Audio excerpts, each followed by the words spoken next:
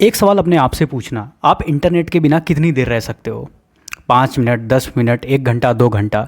लेकिन इमेजिन करो एक दिन आप मोबाइल यूज़ करते हो, यूज़ करते ही करते इंटरनेट बंद हो जाता है और पता चलता है कि पूरी दुनिया का इंटरनेट 1 से 2 महीने के लिए बंद हो गया या फिर स्लो हो गया और आप इंटरनेट को यूज़ नहीं कर पा रहे हो।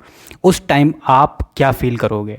क्योंकि सेम यही सिचुएशन बहुत जल्द देखने को मिल सकती है। क्योंकि जिस तरह मिडल ईस्ट की वॉर चल रही है, अमेरिका, इजराइल, ईरान को ठोके पड़ा है और ईरान कह रहा है कि मैं हार नहीं मानूंगा। उससे यही समझ में आ रहा है कि एक ना एक दिन ईरान इंटरनेट केबल्स को कट कर देगा, जिससे पूरी दुनिया में इंटरनेट हमेशा के लिए बंद हो सकता है।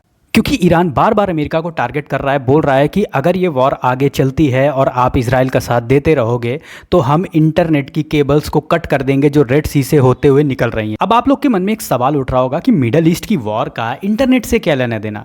तो एक बार सोच के देखो कि अगर इंटरनेट बंद होगा तो उसका इम्पैक्ट पूरी दुनिया में देखने को मिलेगा और ये वॉर अब वॉर ना होकर एक इकोनॉमिक क्राइसिस बन चुका है पूरी दुनिया के लिए। क्योंकि ईरान ये बात जानता है कि अमेरिका को हम डायरेक्ट तो हरा नहीं सकते, इसलिए अमेरिका की इकोनॉमी को हम टारगेट करेंगे। और अगर मान लेते हैं ईरान रेड सी में इंटरनेट केबल्स को कट करता है तो उससे अमेरिका की जो इकोनॉमी है वो रातों रात क्रैश कर जाएगी।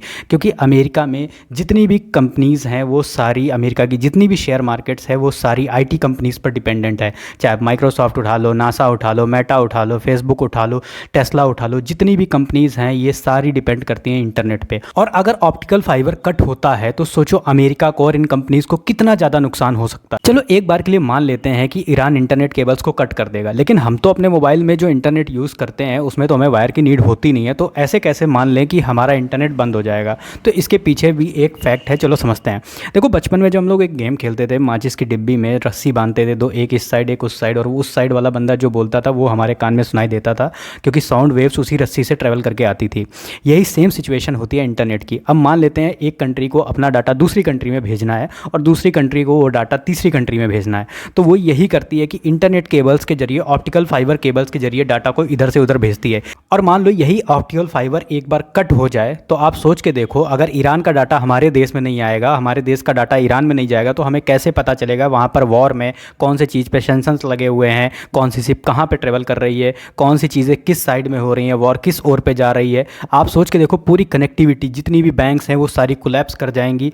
एक एक छोटी से छोटी चीज़ को आप उठा के देखोगे तो आज की डेट में इंटरनेट से कनेक्टेड है। दुनिया भर में 450 से ज़्यादा ऑप्टिकल फाइबर केबल समुद्र के नीचे से बिछाई गई हैं, जिससे दुनिया एक दूसरे से कनेक्टेड रह सके और डाटा इधर से उधर ट्रांसफर हो सके। और सिर्फ एक स्टेट ऑफ हॉर्मुज समुद्र के नीचे से 20 ऑप्टिकल फाइबर केबल्स गई हैं। अगर ये ऑप्टिकल फाइबर केबल्स कट होती हैं तो पूरी दुनिया का 20% इंटरनेट हिस्सा हमेशा हमेशा के लिए ठप हो जाएगा जब तक ये केबल्स रिपेयर नहीं होती। और इन केबल्स को रिपेयर होने में हो सकता है कुछ दिन लगे, हो सकता है कुछ महीने लगे, हो सकता है कुछ साल लग जाएं, और ये भी हो सकता है कि हम काफ़ी टाइम तक इंटरनेट यूज़ ना कर पाएँ, क्योंकि अभी तो ईरान में वॉर चल ही रही है।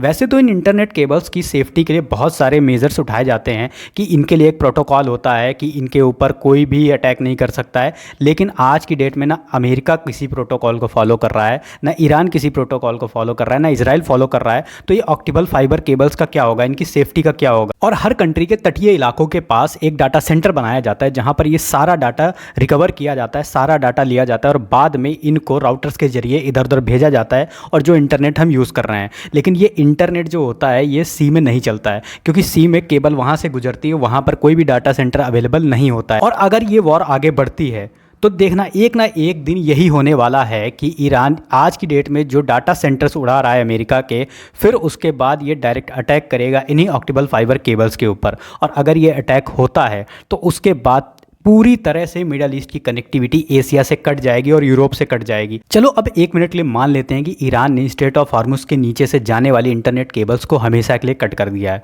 मतलब जब तक रिपेयर नहीं हो रही है तब तक मान लो कट है। उसके बाद इसका इम्पैक्ट क्या देखने को मिलेगा? एशिया और यूरोप में इसका इम्पैक्ट सबसे ज़्यादा देखने को मिलेगा, क्योंकि एशिया और यूरोप सबसे ज़्यादा LNG यहीं से लेता है, सबसे ज़्यादा अपनी जो गैस है वो यहीं से लेता है और पेट्रोल भी यहीं से लेता है।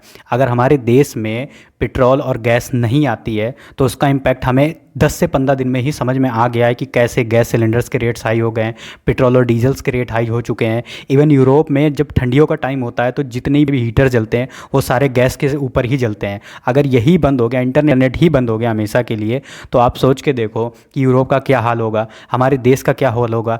पूरे एशिया की बैंक्स हैं वो उनका सर्वर जाम हो जाएगा। आम आदमी की ज़िंदगी में इसका सबसे ज़्यादा असर देखने को मिलेगा। हम इंटरनेट यूज़ नहीं कर पाएंगे, ऑफिसेज बंद हो जाएंगी, मतलब पूरी तरह से लॉकडाउन जैसा मंजर देखने को मिल सकता है। और यही एक दो कारण हैं जिनकी वजह से पूरी दुनिया बार बार अमेरिका और इजराइल से ये कह रही है कि ईरान पे वॉर मत करो, इस वॉर को यहीं पर रोक दो। लेकिन इसमें अच्छी बात यह है कि अभी ईरान का ऐसा कोई प्लान नहीं है कि वो इंटरनेट केबल्स को कट कर देगा। और हाँ, इस चीज़ को सुनकर आप लोगों को पैनिक नहीं होना है, क्योंकि अभी ये चीज़ होने वाली नहीं है। हो सकता है कि ये चीज़ हो,